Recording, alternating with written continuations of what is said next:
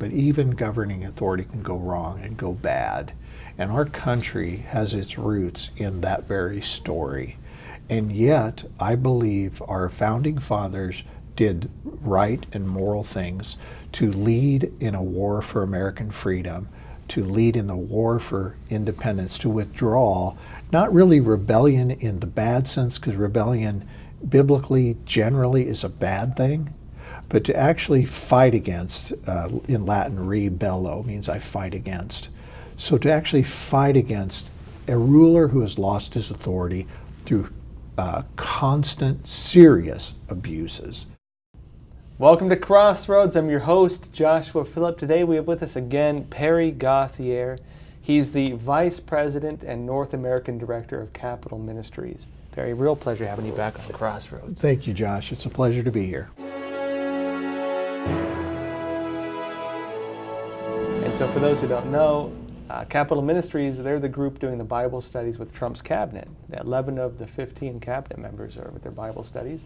And they're doing Bible studies with different government, different people in government offices in the United States and around the world. And Perry, why don't you tell us briefly about your work with that, why you guys do what you do? Yes, Josh, thank you. Yeah, Capitol Ministries started 23 years ago, and we've started ministries in over 30 U.S. capitals, and as you mentioned, around the world. Here in D.C. this week, we just finished our international training, so we had leaders from Africa, from Latin America, from Europe, from the Ukraine, from Rome, Italy.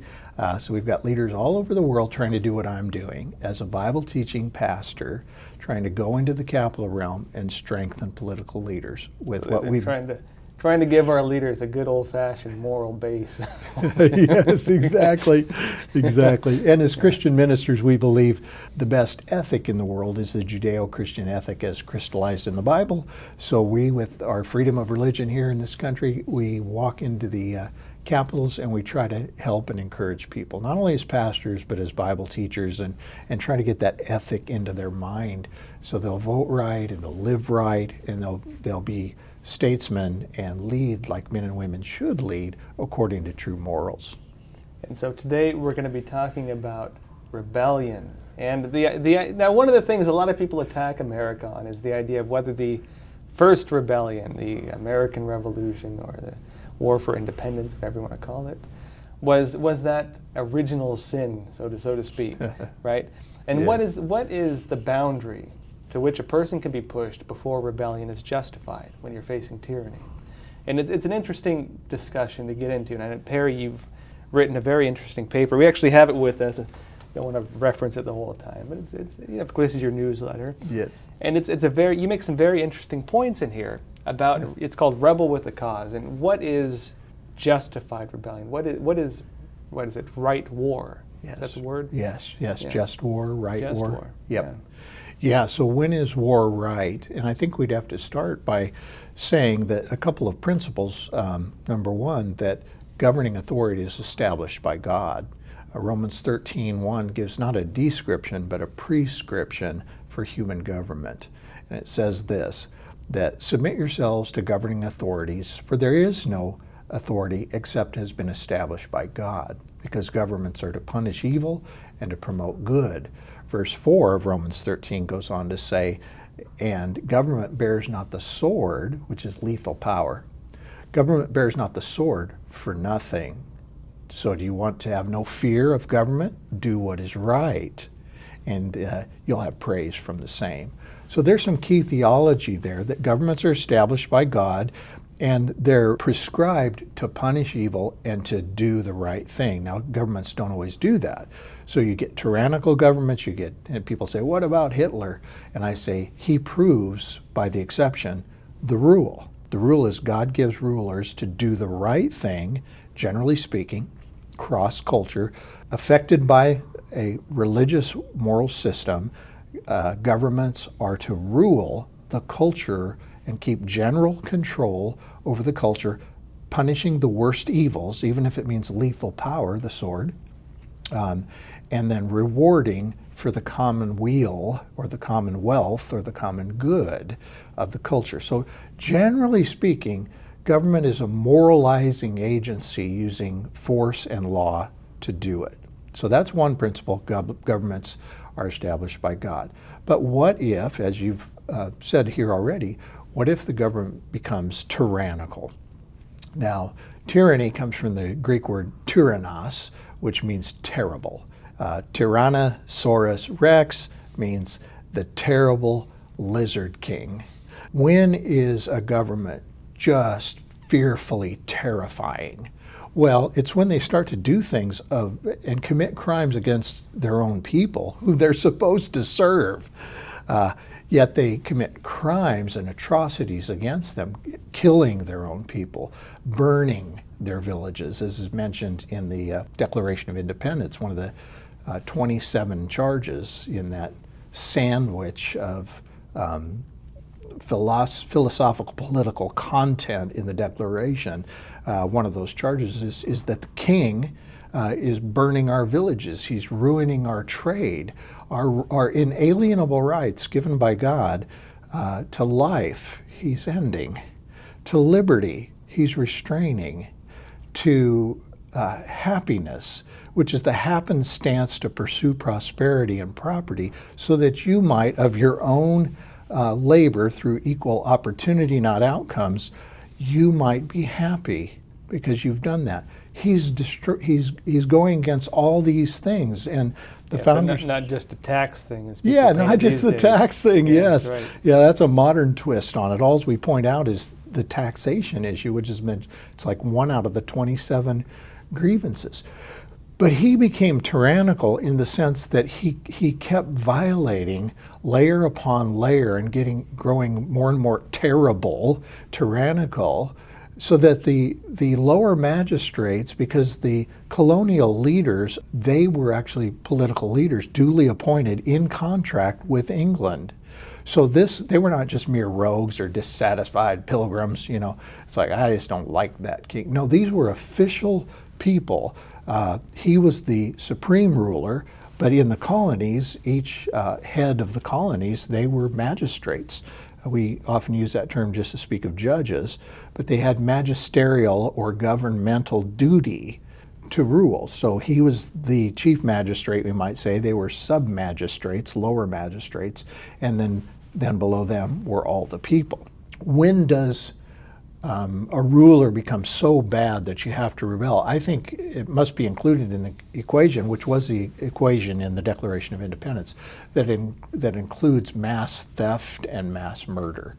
And the founders did mention those 3 unalienable rights, and they say that governments are ordained by God to ensure these rights, to maintain these rights. And as John Kennedy said, these unalienable rights are not given by government. They're given by God.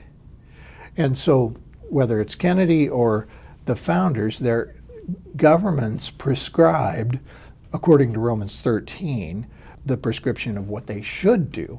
They should punish evil and promote good. What if they do the opposite? What if they punish good and promote evil, even their own evil, greed, stealing, and murder? Well, then you've reached tyranny. So that's not necessarily an answer yet exactly as we continue to converse about where is the line, but I think the line has to be defined. The higher the crimes of those in power who are called to serve, actually. In Romans 13, again, as a Christian minister here, I'm speaking from a biblical standpoint. In Romans 13, Paul writes to the Roman Christians, under Rome no less, and in no ideal government there. But he writes to the Roman Christians and tells them to submit to governing authorities because governing authorities have been ordained by God. He goes on to say, for it, civil government, is a minister of God. And the word minister there, that's why in England they call government officials ministers. The top ministers, the prime minister, right? This lingo of minister, it means servant. It's the Greek word diakonos, that's where we get the word deacon from. So there's deacons in churches that serve. Well, government officials are to be servants. Like Christ said, I didn't come to lord it over you, I came to serve.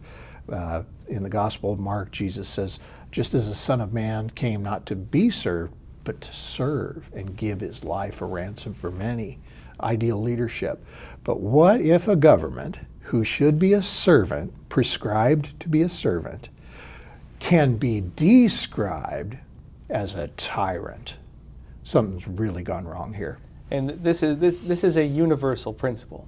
Now, Yes, sir. in traditional European society, they talked about the divine hierarchy. The idea that the kings of the world are part of the hierarchy and tiers that through which the law of heaven extends into the human world, basically. Yes. So this is every level. You had the home, right? There's the father, who's the authority of the household. There's the mother, who's the caretaker of the children.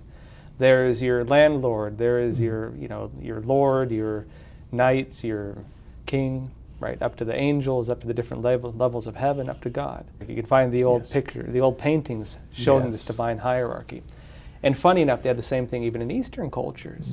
They talk about the idea that the people follow the emperor follows heaven, and they had the same principle, that if the emperor is no longer following heaven, then the people have a right and an obligation to overthrow him.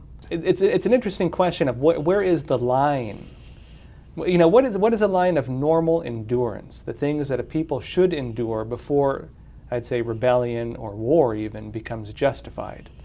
And what is the difference between peaceful non-cooperation, I guess you could call it, and violent non-cooperation, like the American Revolutionary War? Within traditional religions, you have the idea that there is a moral authority that is higher than government, and that government should abide by and uphold that moral authority, which we find with the Declaration of Independence. Yes, sir. Right? That government is instituted among men to protect these inalienable rights. Yes. And so when government turns against that, it is the government itself that has deviated from those God-given values. Their act of rebellion isn't so much rebelling as we think in a negative sense, but instead upholding of those original principles. Yes, that is right on with where I'm coming from. We teach in Capitol Ministries that we call ourselves pentateutionalists, penta meaning five. We believe there's 5 institutions on earth that God has ordained. We get these from the New Testament, though the concepts are both testamental, Old and New Testament in the Bible. So we believe in the church and state, marriage and family, and commerce. What we like to say is, how does Christ mediate his rule? He's not here ruling, he's coming again, according to Christian theology, but how does he mediate his rule on earth? We say through these 5 institutions. Guess what each institution has? An authority and submission structure. So you've got church leaders and the congregants. You've got the heads of state and the citizens, or peaceful travelers within. Legal. You've got the husband who's loving his wife, but he's the leader of the home. You've got the parents who are the leaders, even over teenagers in the family. And you've got commerce. You've got bosses and those who work for them. So as there's authority and submission in these 5 institutions, all can be well within that institution. But what if one of these heads, one of these authorities, is abusive? Well, they really have invalidated their authority, because it's delegated authority. Christian theology teaches that all authorities have a delegated authority. So in the book of Acts, you find the Apostle Peter saying the civil magistrates in the theocracy of New Testament Israel, because the church and state were one in Israel and Jerusalem, they said, stop preaching in the name of Jesus. He's not the Messiah. Stop it. We'll throw you in jail. And then he'd get out of jail. And they said, we told you to stop it. And he says, you decide whether it's right to obey God or man, meaning civil authority, you guys. He said, but as for us, we've already decided we're going to preach this message. Because what they had done is, as civil authorities, there's civil obedience to civil governmental authority. God established it. We've already talked about that. It's a key principle, but here's a key counter principle: civil disobedience. So when the state becomes tyrannical and commands you to do something that God says you must do, like in the Old Testament, in the book of Daniel, the king says, you shall not pray. Daniel says, I'm going to pray 3 times a day. Open my windows and face Jerusalem, and I will pray. And he got in trouble, right? That's the lion's den. He got thrown into the lion's den because of that civil disobedience.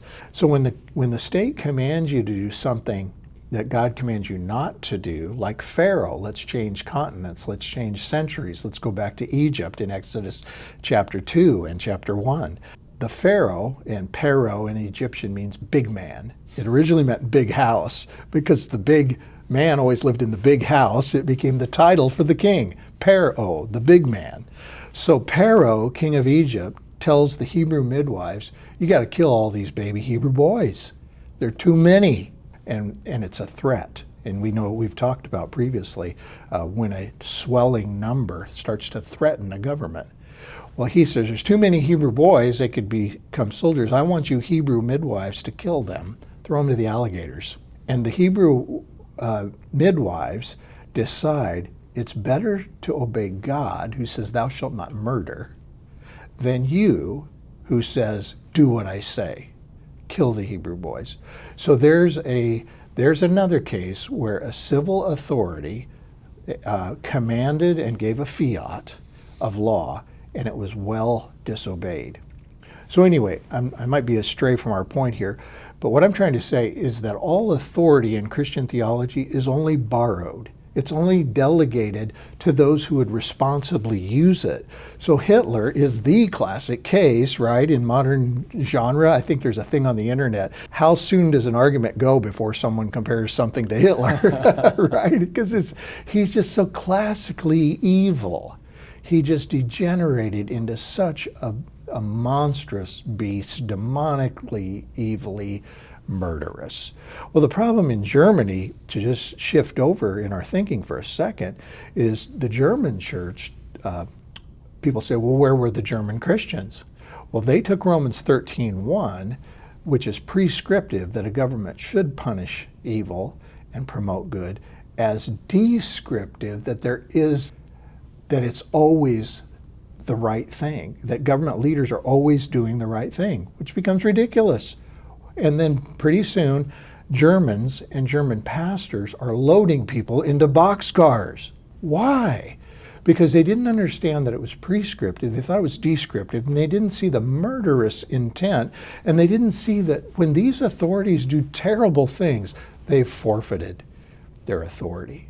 God is no longer pleased, and that gets into, which we can shift to whenever you want to, into the issue of what does a lower magistrate in the institution of state, if you've got a higher magistrate, what does a lower magistrate do when the people are in danger? Because this person, this high magistrate, ruling like a king, at Christmas time we talk about the magi, and that's a Persian word for king. So we three kings, what about when a magistrate at the strata of king, what about this highest guy who's done terribly wrong? Well, then somebody should step in. And that's a biblical principle too. And I think we could switch to that now. And of course, that's what happened during the American Revolution. Exactly. And so the founding fathers get together and they have this long conversation. And of course, you have different sects of Christianity, some of which do not believe in war. Yes. And they have to decide, they eventually do sign this unanimous Declaration of Independence, saying that, knowing full well that means that if their revolution fails, or if the king decides to not recognize it, they'll be hanged. Yes. which is pretty serious. And if the king decides to, say, not allow it, that it means that they themselves not only go to war, but the people they represent go to war and possibly die and possibly lose. Yes. You never know. Yes. It was farmers and your average Joes against one of the most well-trained militaries in the world. Exactly. You of course researched this quite a bit. What was that moment where they do decide that this is a just cause, this is a just war? I think it had been accumulating over the years, and things got worse and worse, and I don't know history well enough to know like an exact moment, but I know maybe a last effort was the Olive Branch Pact or treatise. I can't remember exactly what it's called, but about a year before the Declaration, it was like a last chance effort to try to reason. The beauty of democracy is demos, kratos, the people have power. The beauty of a democratic thinking is that the people want to be heard, they want to be listened to. Now, pure democracy degenerates into mob rule, and people need a ruler. So which is why Washington opposed the Democratic Society. Exactly. And one One person said, and just as reference to that, yeah, yes. America is a constitutional republic. Yes, indeed, indeed. Not a democracy. Exactly. Washington was very opposed to democracy. That's right. That's right. Anyways, yeah, exactly. Go ahead, No. I like to say that we're a constitutional republic with a democratic feel, and what I mean by that is the people are involved. But really, in the best definition of a republic comes from res publica, the thing of the people. So when the people are represented well, they're involved. But pure democracy is not a good system. They always explode. They swell and pop because they grow out of control with greed and a lack of control and a lack of wise thinking leadership. That's why in republics there's representative government and you elect your best. We're sending our best to D.C. Here we sit in D.C. where the 535 and the best judges, the Supreme Court, and the best, the president, et cetera. When all the voting and decisions are made, the best come here. The best what? Representatives. So that is the best form of government and governed by law. So a constitutional republic. A constitution is a broad law of most important principles, and that is mediated through representatives and a governmental system that respects that. And so that, of course, is the best system of law. And so what you're saying is that, in your opinion, of course, yes, sir. that this is the most just system because from a biblical or religious standpoint, the purpose of a politician is to serve the people, to be representative of the people. And the constitutional republic being the idea that one most closely connected with that, where the people are most closely engaged. Is that accurate? Yes, it sure is. It sure is. Republicanism as a form of government finds its roots actually in the Hebrew Scripture, where God tells Moses to divide this swarming nation of Israelites, having come from Egypt, headed to the Promised Land. How are you going to govern this group? There was 12 tribes in Israel, and so he says, among these 12 tribes, break it down. Leaders of tens and 50s and hundreds and thousands. So there's this pyramidal system of representation. So among themselves, they would pick the head, and they would have this pyramidal system of power. And so that Republican feel represented, because not everybody can talk to Moses, right? In the biblical account, he's worn out, and his father-in-law Jethro reproves him. He says, you can't do this all alone. You need to delegate it out. So that has its roots even as old as 4,000 years ago. And then, of course, the law of God, God himself rules his universe through his law, through his perfect word. And so governments, too, are best ruled by true principled law. And so you combine those, you get a constitutional republic, and those are both very biblical concepts. And other world religions have these same concepts, but coming from the standpoint of a Christian minister, I see roots to both of these in the scriptures, in the Hebrew scriptures. One of the ideas I think that one of the problems I should say in modern society is that because of socialism and communism, yes, it is not a rebellion against, let's say, tyranny in the traditional sense. Communism mainly was a rebellion against moral order. Yes. The Communist Manifesto says, communism destroys all religion and all morality. It was one that took the divine hierarchy we discussed earlier and told every single level to rebel against a level above it. Children should rebel against their parents. The family unit should be destroyed. Women should hate their husbands, right? It's because they're the patriarchy, they're evil. Mm. Men should oppose their landlords. Everyone should oppose the king, overthrow the king, cut off his head, whatever. Mm. Whether it be King Louis or whether it be the Tsar of Russia, right? Right. And then everyone should oppose God. The idea, it was an atheist system. And so it's one that tells every single level to rebel against a level above it, to flatten society down into this, communistic state where there's no more any kind of authority. Of course, if we get into the real goals of communism, was to destroy morality as well. All previously existing institutions, including belief, including religion, including culture, including even traditional ideas. This is what the world is faced with now. And it's interesting to see that, of course, there have been wars, but a lot of the overthrows of communist systems were often by the religious people. I'd say peaceful ways, although sometimes they did turn to violence. For example, in some of the Eastern European countries, they said that the war was started by angels. The communist police were moving in. They were blocked by this group of children, and they shot the children. These children stood up against them, and so that triggered the war that overthrew the communist regime. And people said that the war was started by angels. That these kids said, we will not move, we oppose your regime, and we're going to stand here even if it means death. When government itself becomes tyrannical, it's interesting to see that there's something in the human heart that recognizes the need for free will.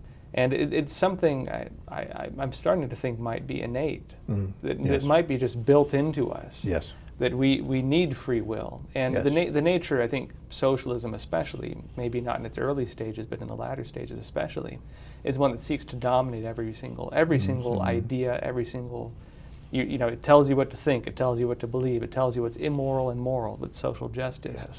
And it's one that's not based in a traditional moral standpoint. Yes. And so we're now faced as a society with this new principle of moral system not based in religion, not based in tradition, that actually opposes traditional morality and traditional religion. How should people behave in such a state? No, I think that's fascinating that the war was started by angels. If you would ask the British press after the Revolutionary War, or even amidst it, who started this Revolutionary War, this war for independence, their answer would have been the Black-Robed Regiment. Have you heard of that term? I have not. It is a reference to the fact that the Puritan preachers and the Protestant preachers in America, who, as a result, we spoke earlier of the Great Awakening. So the revival, religious and spiritual awakening in America that happened was followed by a wave of great Bible preaching by men who would mount up into their pulpits over the top of whatever they were wearing underneath with a black robe. The British press said that those preachers, there aren't angels, but they're messengers. Angelos in Greek means messenger, same word for preacher and angel in the New Testament. These black-robed preachers in America who knew the Bible and knew it wasn't just some soft little nice document for, timid people, but it was thriving with robust ethics, including courage, including life and death, including prosperity and hardship, the full counsel of Holy Scripture. These men were experts, and they were the smartest people in town, and they taught their communities from kiver to kiver, like one Scottish woman said, from cover to cover, the Bible. Okay, so if, just like angels, if they brought the full ethics to inform the minds and inflame the hearts of the colonists about what was right before Almighty God who got them to this country, then they also knew about tyranny. And they knew that the Bible, and we can talk about the original seal for the United States, if you want to, about tyranny. They knew tyranny was wrong. They knew that governments are prescribed to serve and punish evil, not to be masters and punish good. So they knew that. So these preachers inflamed the hearts of the colonists, and so when the dissatisfaction with the tyranny grew more and more and more, they were ready to fight. And often these black-robed preachers would take off their black robes and underneath have guns and actually military uniforms on and lead their congregations to war. I mean, that's a little different than some soft little wimpy preacher who thinks it's all just hold your own hands and be nice and be a doormat, as if these great terrors upon culture are not horrible. But men of God know better. People of character know better that there's certain unalienable rights by God, and they will do something about it. So back to the angels, the British said the Black Robe Regiment, they caused this revolution because they had the ethical information that inflamed the hearts of people who were being crushed and said, no, this will end. The line we're talking about, trying to kind of sort of define, they had reached it. and his sub-magistrates, because the magistrate was corrupt, these lower magistrates said, we will now step in, and you, O king, have sinned too greatly, and we withdraw. And they knew it had cost them their lives, their fortunes, and none of them lost honor, but many of them lost their lives, and many of them lost their fortune, because there's things worth dying for, things worth fighting for, unalienable rights. And when governments turn tyrannical, it is time to withdraw and even be willing to fight against them if it comes to that, and even to die. And you talked about the idea of love and the different interpretations of love. Now, for those, we had a great video, not to give a senseless plug to my own channel. Right. We had a great interview with a guy named Trevor Loud, and he's a Christian as well. It was about masculine love. And he argued there are two types of love. There's feminine love and there's masculine love. And they're both necessary. Yes. Now, what is the love of a mother? It's unconditional. It's caring. It's one that will love you no matter what you do. That will always accept you no matter what you do in life. But the masculine love, the love of a father, is one that says, I love you, and because I love you, I'm going to establish boundaries, and I'm going to encourage you, through even force sometimes, through punishment, to follow a righteous way in your life, one that I know will be best for you in terms of your own prosperity and your own moral happiness. But long story short, he gets into this idea that, he's a Christian, but he criticized the church as well, and he said, look, they are purely overflowing with feminine love these days. They don't understand that masculine love is one that does tell you that there's a right and there's a wrong.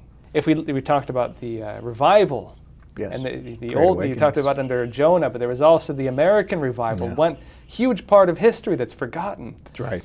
Now, in Europe, there was the opposite of this. there was the turn to atheism. There was really almost a competition to see who could become the most degenerate. It was in vogue. You read a lot of the writings in the late 1800s, for example. I mean, you see it. And America had the opposite. We had the Great Revival, the Great Awakening, right? Yes. And it was a bringing back of morals. And if you read some of the sermons during that time, man, they were brutal. Oh yeah. Is it like your soul is like a spider hanging by a web over a furnace? Yes. And nothing to stop it. Yeah, nothing falling to stop down. Yeah. I mean man, that's heavy. Yes. Part of the idea of what it meant to be a good king was to encourage the moral society, to revive the moral society of a country. Because a good king wants his people to be independent. He wants them to be able to care for themselves, just like a good father wants his son and his daughter to be able to live happily in the world and to do so without needing the help of others. I mean, as much, of course you need others, but you should be independent. You should be able to care for yourself. Right. And so part of the process of teaching and strengthening a person as they grow up is to give them those foundations, to give them that knowledge and that strength. Yeah. And that is masculine love. When we talk about tyrannical government, I read a lot of mythology. I read a lot of. I'm really into ancient literature, reading about the old sage kings across, China, Norse, even. Eastern, Western, you name it. I read a lot of it. Wow. But one of the defining characteristics you find between a sage king and a tyrannical king is that a tyrannical king wants to use his power for his own benefit. He wants to take from everyone everything they have and make them serve him, right? Right. A righteous king wants the people next to him to be even stronger than he is. He is not afraid of having strong men by his side. Wow. One of my favorite pieces of legends, I guess, the story of King Rolf Krake. He talks about his champions. Every one of his champions was stronger than he was. Wow. And he did not fear that strength. He nurtured that strength. He encouraged them to reach their pinnacle of what they could be. And when we get into the idea of tyrannical government, right? Yes. When we talk about socialism, for example, one that believes in dominating every single piece of a person's decisions in life and taxes and whatever else, even down to, religion should be regulated because it goes against the, because it might be mean to other groups of people, for example, because it might have standards that go against the absolute, say, moral relativism that they promote, as opposed to the idea of a moral society. Because a moral people are able to self-govern. A moral people are able to themselves choose between right and wrong, and so you don't need tyranny to maintain it. Yes. You mentioned the rise of Protestantism, and also with the American Revolution. The idea that government begins opposing the principles, the higher moral principles of faith and of different religions. And this is not just in the Christian religion, but we see it in every part of the world that there have been rebellions like that, because government no longer held upright principles. And so where is that line? How do you define that line when rebellion turns from something evil? Because of course Lucifer, they say, is the original rebel, right? Yeah, right. What is the difference between, say, a Lucifer and, say, a Moses rebelling against the Pharaoh? Yes. You know, in that particular case, Lucifer rebelled against the almighty perfect God. In fact, the essence of his rebellion was he was not satisfied being the perfect creature as an angel, as a cherub, but he wanted to exalt himself over God. Well, because God's perfect, you have done wrong, and that's the entrance of sin into the universe. This is before the Garden of Eden, where sin enters the human picture in the Garden of Eden. But Lucifer, in the pre-Edenic Eden of heaven is what it's called, the celestial realm. So he rebels against a perfect, unflawed king. So that's by definition sin. That's the entrance of sin found in his free will. And God created all creatures, the angels and humans, with free will. Humans in his image. And so our free will, which is an inviolable thing, and you said earlier, people just have this inherent desire to be free, and that's because we're made in God's image, and he is free. He's volitional, which means there is a choice, there is a will, and that is what freedom is about, the freedom to choose. So the difference between Lucifer's rebellion against God and Moses' rebellion against Pharaoh is that Pharaoh was murderously, thievingly tyrannical slave driver, abusing people and human rights in mass quantity for decades, centuries, 400 years. In the way the story plays out historically in the biblical text is that Moses came in by the command of God to this evil tyrant who had enslaved this people, all because he was afraid. Remember, rewind 400 years, kill all the Hebrew baby boys. The midwives say, we won't do it. So even though they're still in slavery, they're multiplying. They're a massive, probably up to a couple million by the time the Exodus happens. But Moses comes, let my people go, speaking for the Lord, is that this man was tyrannical, thieving, crushing, and evil to high proportion. And that's a huge difference between Lucifer, who became the devil and became Satan, Lucifer rebelling against a perfect God who had nothing but beauty and order all throughout the universe at that point. Rebellion against government is bad. In fact, that's what treason is. Treason, even in America, is still a capital punishment. And in the Mosaic Law Code, 613 laws in the Law of Moses, we hear the 10 Commandments. That's just the first 10. That's the big 10. That's the legal headers for the other 603.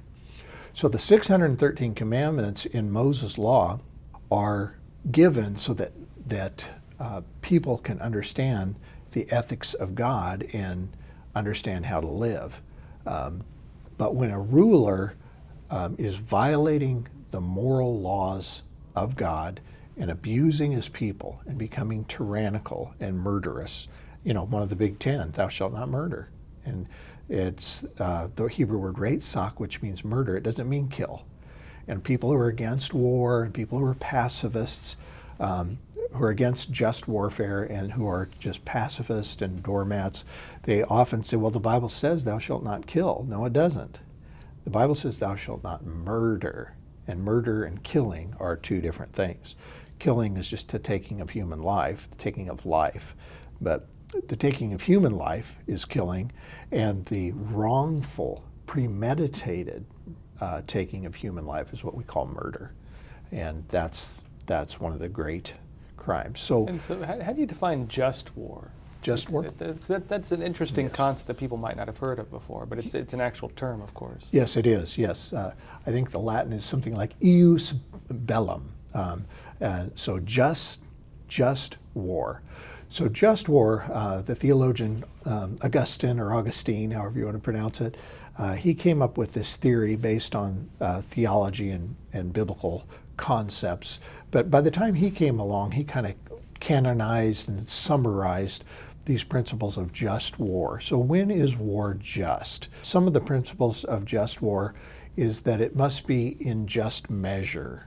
So that if warfare and lethal weapons, because Romans 13:4 says government is a minister of God, punishing evil with the sword, it beareth not the sword for nothing, that's lethal power, punishing evil, even mass evil in the case of war, if I can apply that concept to this part of the discussion.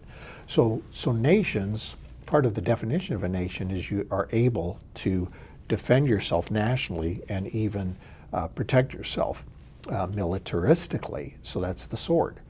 So back to just war. So it has to be in due proportion. So if arms have to be taken up and lives have to be ended, all killing is tragic, but all killing is not wrong. Otherwise, God is hypocritical to have given us these scriptures, to have so often throughout the Old Testament narrative, the 39 books of the Old Testament, and especially in the times of the sojourning and the kings and the judges, to have illustrated and led and condoned and even given victory in war. We might say, to import language from earlier, this is part of the masculinity of God. He, in fact, in Exodus 15:2, after Pharaoh and the horsemen are drowned in the sea, they cross the Red Sea, the sea closes on Pharaoh, big man, you're drowning now, aren't you? So all his army's drowning. Moses on the other shore sings a famous song in Exodus 15. It's called the Song of Moses. And he says, "The Lord is my strength and song, and he has become my salvation." Moses has been saved for decades. But after this warfare event, he has become my salvation. The horse and the rider he has hurled into the sea. The Lord is a warrior. The Lord is his name. So this fighting, killing, masculine part of God is a beautiful part of Christian theology, but in the wimpized, feminized, wussified, light Christianity of today, it's all but forgotten. But this is part of the way justice really is, the way God himself deals with governments and nations. And that whole story, Josh, is so interesting because are you familiar with the original seal for the United States of America? I am not. Okay. Actually. Well, the one we have now says the United States of America as the eagle with the arrows and the olive branches, because you can't have peace without war in a fallen world. You just can't. It's just this maintains it. Imagine if the Allies didn't fight against Hitler. Oh, couldn't. I mean, yes, there you go, exactly, right? Exactly. Yes. We'd all be living under tyranny. Absolutely. Yeah. The monster of evil warfare will just continue. And but back to this original seal of the United States, Congress, the Constitutional Congress appointed 3 to come up with a seal. We've got this new nation. What shall its seal be? So it was a circle, and in the middle was Moses coming out through the Red Sea, parted, starting to fall in on the Egyptians, the army that's part of government, and their chariots. You hearing what I'm saying from Exodus 15 here? This is playing into this seal of the United States. So the Congress appointed Franklin and Jefferson, 2 of the least religious of our founders, but plenty religious in many accounts. Jefferson, Franklin, and Madison, a committee of 3 to come up with the new seal for the United States. So here's the picture. You can Google this. You'll see Franklin's handwriting describing this. Moses passing, a pillar of fire protecting him, the sea coming in on the... Well, and it's interesting because they would have had to have seen this as symbolic of America's founding. Exactly. And that's the seal. That's the symbol for this new nation. And here's the theology of this. This is fascinating to me, especially those who wrongly accuse these men of being deists, which means there's a God, but he's distant with a D. They were at the very least theists, which believes there's a God and he's involved and he even hears prayer. And boy, this is a theistic picture right here. And Franklin's writing says, escaping from Pharaoh and God protecting, etc.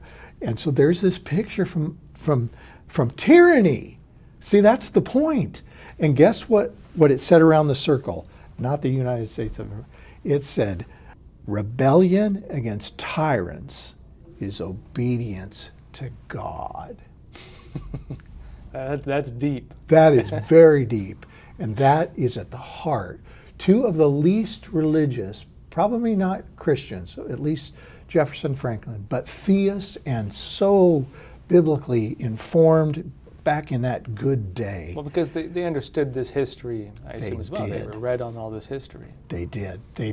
They proposed that to be the seal of our country. And so those who don't understand the theology, and we've really just touched on it and starting to dig into its surface, but these are part of the concepts that went into this. I told my wife earlier in sarcasm, I said, killing's always wrong unless the government does it. Stealing is always wrong. It's one of the 10 Commandments, thou shalt not steal, which implies private property, which communism hates. Stealing's always wrong unless the government does it. And see my sarcasm here. Killing and stealing are always wrong even when the government does it. And men of God who know these ethics will have the courage to speak up and to explain these concepts. And even if it costs them their life, they'll do it. And so I just love that, how that original proposed seal, of course, it didn't pass, or you would have known this, you'd have been aware of this, but it was proposed. So this is some of the rich heritage of when is it just to do war. Another principle of just warfare, Josh, is it cannot be for monetary gain. And throughout the Bible, you study the theology of warfare, which of course is my special interest as a Christian minister, is what does the Bible say about this. The wars of the Philistines, David and Goliath, that famous war, that was driven by greed. And it's interesting to note, I'm just thinking of this now, that actually the rebellion of Lucifer against God was a rebellion for his own personal gain. Yes. Whereas what we would call just rebellion would be rebellion to uphold moral principle. Yes. To uphold moral principle against a power they believed had deviated from that. Yes. Yep. But go ahead. Good summary. Good summary. It really is. So one of the principles of just warfare is that it can't be motivated by greed. Well, let's go attack this country just to get their stuff. Well, that's theft. Thou shalt not. All cultures really, unless they become really degenerate in their generational ethic, all cultures understand this. Well, and interesting too, you were talking about, your joke with your wife, and this principle as well. This is even classical liberalism, they held this. Yes. Frederick Bastiat in his book, The Law, said the same thing. Okay. He talked about plunder, of the idea that government is instituted to protect life, property, and happiness. Again, same principles. Right. But the idea that when government then becomes a tool to seize property, life, or other assets from another person, that creating that power structure, the banding together to create that power structure, can be used either for the protection of these things or for the seizing of these things. Yeah. And that's the real fine balance of power. Is whether power, when you know you have that power and you know you can use it for your own gain, or when you have that power and you realize you can use it for the benefit of all, right? Yes, absolutely. Absolutely. I won't dig it out of my pocket, but I brought with me today a little metal brass medallion I got from Lieutenant Governor Dan Patrick in Texas when we were down in Texas about the time when you interviewed me last. And it's an outline of the Alamo. And remember the Alamo, and you flip it over, and it's got Matthew, I think, 26:28. And I looked it up, and it said, and these were produced by Lieutenant Governor's office, and he gives them out to visitors. And it said, the Bible verse says, "He who would be the greatest must be the servant of all. And as a Christian man, the lieutenant governor really models that. And he gets it as a Christian. He's well taught and he's courageous and he believes what he put into Medallion. And these are the ethics. And this, back to Romans 13, for civil government is a minister of God. Well, why?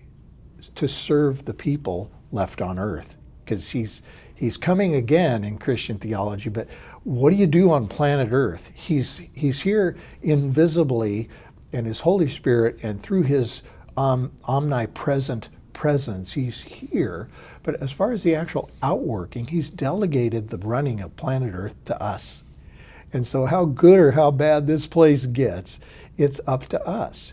And biblically speaking, the theology of these 5 institutions and the authorities serving, when a husband serves his wife and loves her, you've been to weddings where you say, like Christ loved the church, and marriage is good when the husband loves his wife, when the parents love those kids, and when a boss is a good boss. That's fun to work for a good boss, right?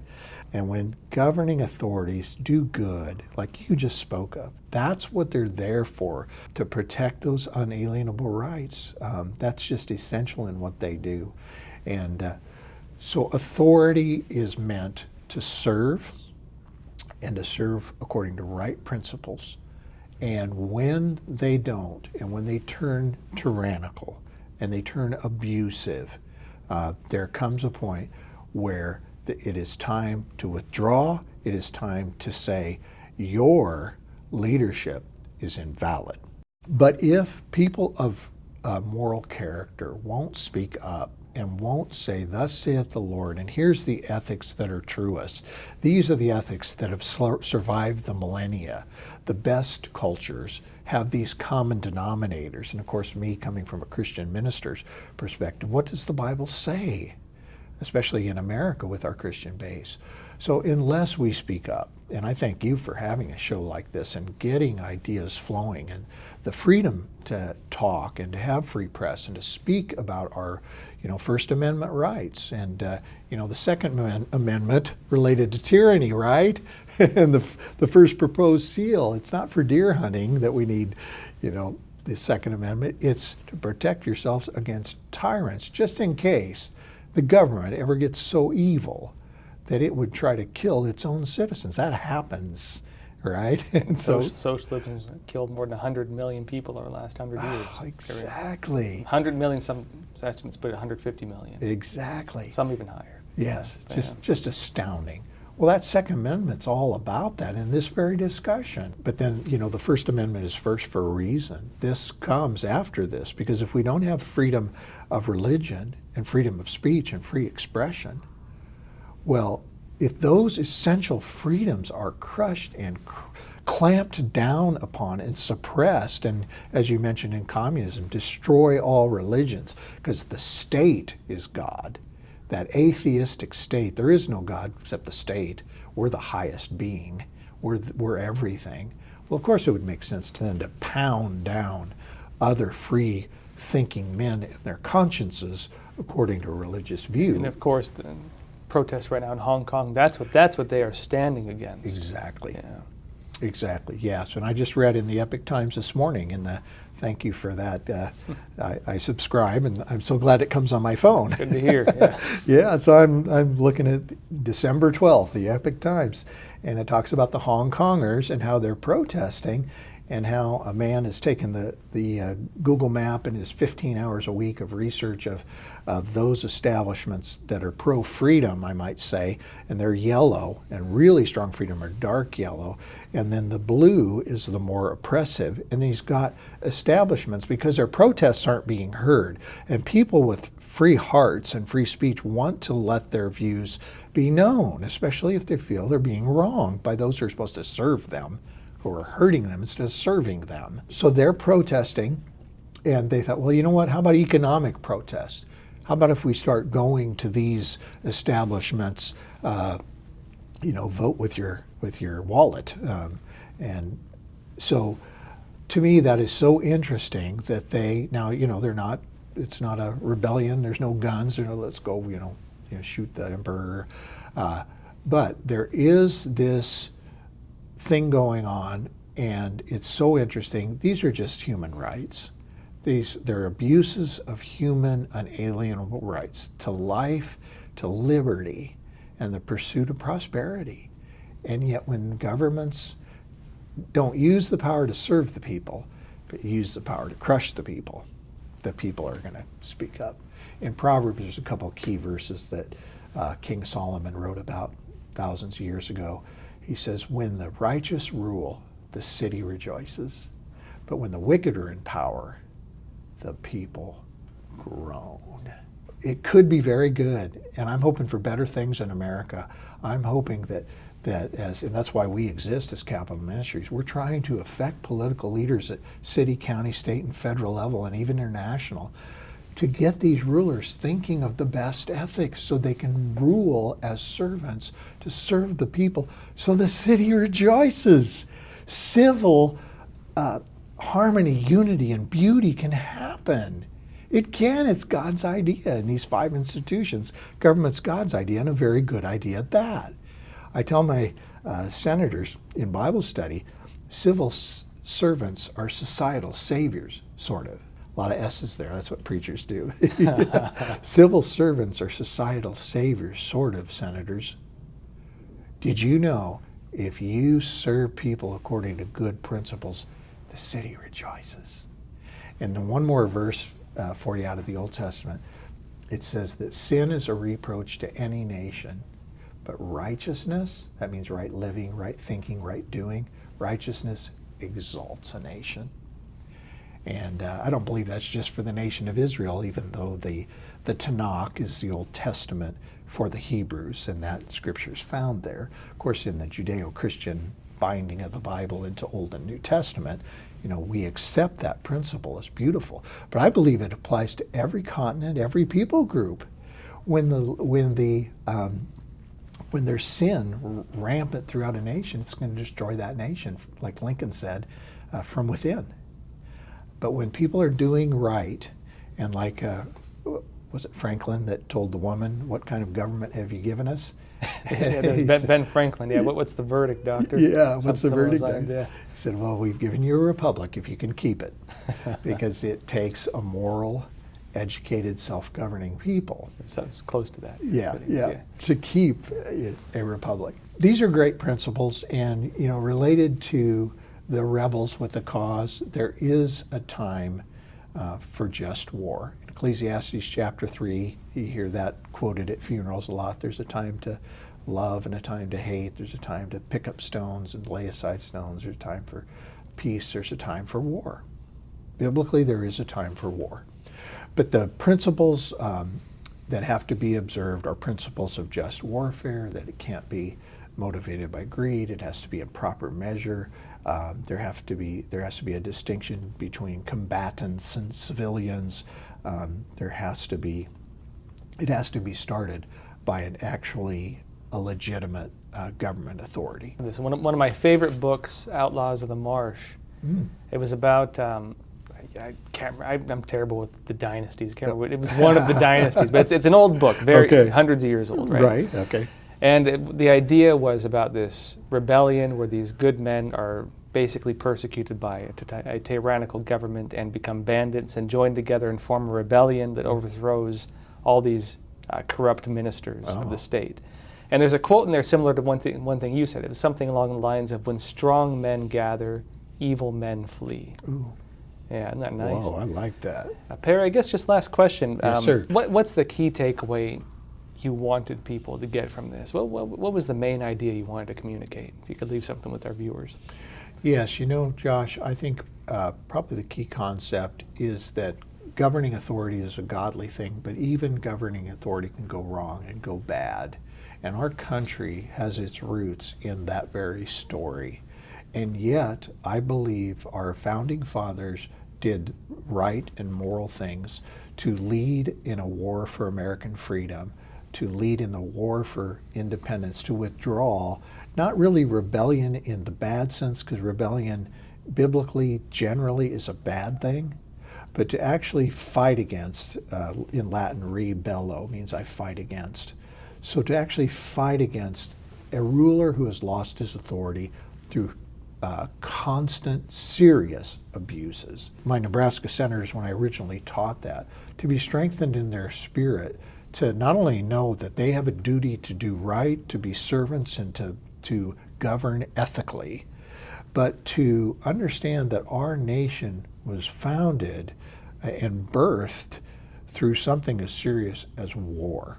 I tell my senators, if you don't understand the theology of war, you won't understand all lesser issues.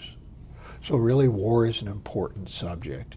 The courage, the ethics, the issues of killing versus murder, theft versus private property, human freedoms versus human abuses. So these are all really important things, not only for citizens to understand, and people around the world, but really in our mission field in Capitol Ministries, for political leaders and elected officials to understand these concepts is just vital. So it's just one more shot trying to help political leaders. Great. Perry, real pleasure having you on Crossroads. Thank you, Josh. A pleasure to be here. Thank you.